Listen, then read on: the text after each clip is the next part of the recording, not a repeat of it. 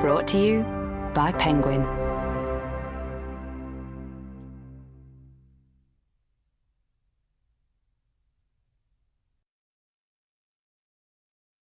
Nothing But Blue Sky by Kathleen Macmahon. Read by Stephen Hogan. 1. I went back to Agua Clara this summer, primarily because I had failed to go back the previous year and had come to see that failure as a breach of faith.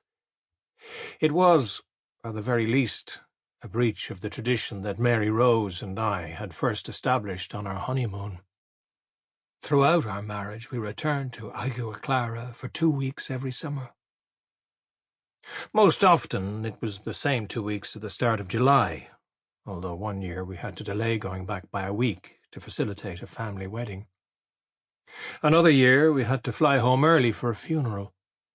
But there was never a year we did not go, until last year. That was the first time the chain was broken, and I was anxious to repair it by going back. The other reason I wanted to go back was that it was in Agua Clara that Mary Rose and I were at our happiest. We had laid claim to it as our place, jealously keeping it a secret from everyone else. Whenever people asked us where we were going on our holidays, we would vaguely mention the Costa Brava. If pressed, we might mention the name of a neighbouring town along the coast, but Agua Clara was the word that could not be spoken. So precious was it to us that we could not bear the thought of sharing it. Year after year we landed there, blinking like newborn rabbits after another interminable Irish winter, pasty and stiff after completing another lap of our lives. Agua Clara was our pit stop. It was the place where we mended ourselves, marinating gently in a brew of salt water and sunshine. In Agua Clara, we paused to take stock of our lives, coming to terms with the passing of another year and making plans for the one to come. Agua Clara was where we held our AGM. It was the place where all of our most illuminating conversations took place, unplanned, over an extra bottle of wine on a random weeknight. Mary Rose and I never had a tree with our initials carved into the bark. There was no bridge with a padlock bolted to the railings as a testament to our love. What we had was Agua Clara, and it seemed to me that the pain of being there without her could hardly be greater than the pain of being anywhere else without her. At least in Agua Clara, there might be some memory of our lives together that I had until then forgotten. That was the hope I had in going back.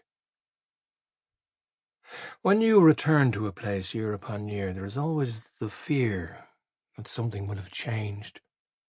Mary Rose and I first went to Agua Clara 20 years ago, and every time we went back, it was with dread in our hearts that we would find something altered, that the idyll we had found for ourselves would no longer be idyllic. Maybe a new multi-story hotel had been built on the seafront, or a noisy disco opened in the centre of the village. In Ireland, one of those things would no doubt have happened, with planning permission secured in exchange for a brown envelope, but the Spanish seemed determined to keep things just the way they always had been, which to us was an eternally pleasant surprise.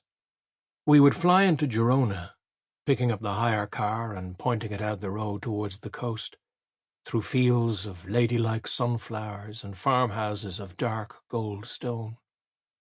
In the distance, sand-castled towns rose out of the low hills. Trees like standing feathers lined the roads, sun pouring down over everything, casting stencils of shade. The road cut through a dozen dreary villages that seemed to have no industry at all but the roadside sale of ceramic urns and pots. "How can a whole region survive on the sale of ceramic pots?" I said, the first time we rolled through the town of La Bisbal d'Empordà. Its arched colonnades were more fitting to a place 10 times its size. Sample complete. Ready to continue?